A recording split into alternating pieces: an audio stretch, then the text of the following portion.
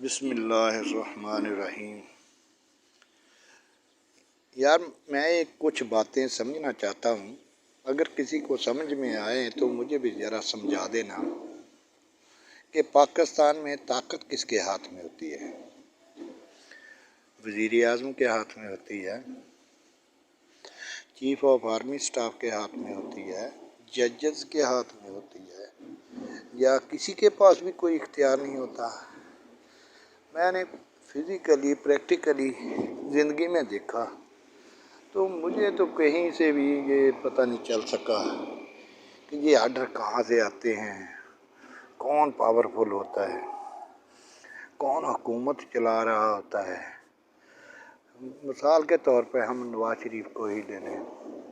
मियाँ नवाज शरीफ साहब असम्बली में खड़े होकर अपनी रूदात सुनाते हैं कि ये ज़राए हैं, ये जिससे हमने वहाँ लंदन में फ्लैट वगैरह ख़रीदे। फिर उन पे बहुत ही बुरा वक़्त आता है, रोडों पे उनको घसीटा जाता है, अदालतों में धक्के खाते हैं, फिर उनको पनिशमेंट हो जाती है। पनिशमेंट किस बात पे होती है? अकामा से उसने पैसे नहीं दिए। ये भी अदालती निज़ाम की भी मुझे समझ नहीं आई कि इतना लंबा ट्रायल हुआ और उसमें से कुछ भी ना मिला। फिर ये भी समझ नहीं आई कि वो जेल चला गया, बीमार पड़ा, लोगों ने देखा कि वो जेल में है। फिर एक ड्रामा किया जाता है कि उसके प्लेटलेट्स इतनी गिर जाते हैं कि उतने प्लेटलेट्स वाला आदमी तो वैसे ही ज़िंदा नहीं रह सकता।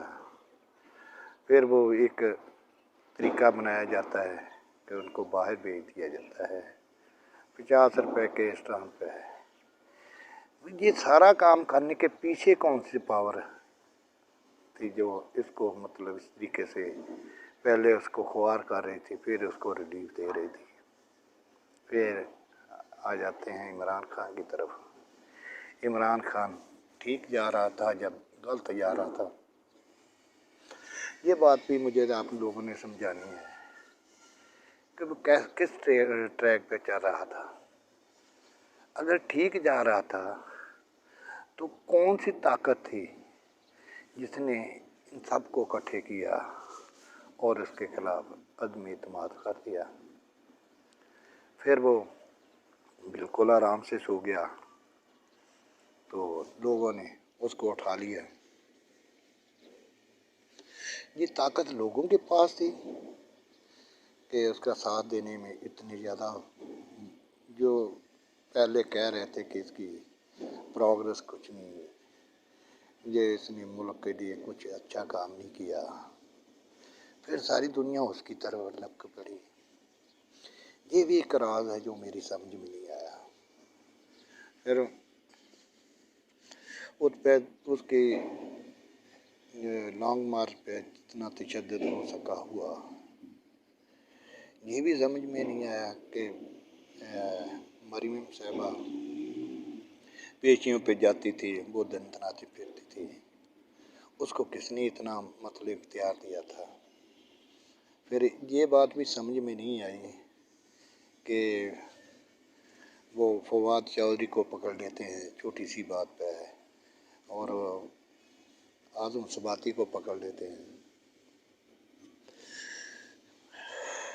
और दूसरे लोगों को भी उनकी आवाज़ बिल्कुल बंद कर दी जाती है।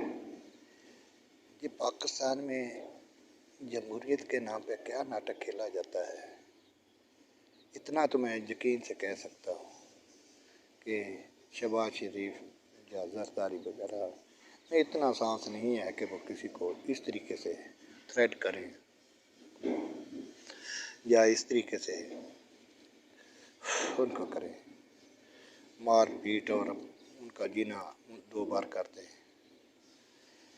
यार ये बातें मुझे सारी ज़िंदगी तंग करती रहती हैं कि यार पता नहीं ताकत किसके पास है। मैं एक अदारे में मुलाजमत करता था, वहाँ मैं एक ज़िम्मेदार एक शहरी होने के अलावा एक छोटा सा ऑफिसर भी था। तो बहुत सारे लोगों के काम होते थे, तो वो तो समझ जाता था कि ये कैसे हो रहे हैं, कौन सी ताकतकार फरमा है जो इसको धकेल रही है। बिल्कुल जायज़ काम भी नहीं होते थे, बिल्कुल नहीं होते थे। हम कितनी भी फेवर में लिख दें कुछ भी नहीं होता था, हम कितना भी मुखालफ लिख दें तो फिर भी उसका कोई नुकसान नहीं होता था, वो तो समझ आती थी। लेकिन ये बातें, ये मुल्क को कौन चला रहा है, मुल्क की भाग दौड़ हकीकत में किसके हाथ में है, ये समझने की बात है। अगर दोस्तों कहीं किसी को समझ लगे तो मुझे ज़रूर बता देना, मैं आपका ममनून रहूँगा कि ये मुल्क में क्या क्या तमाशे हो रहे हैं, ये कब ख़त्म होंगे, इस पाकिस्तान का क्या कसूर है,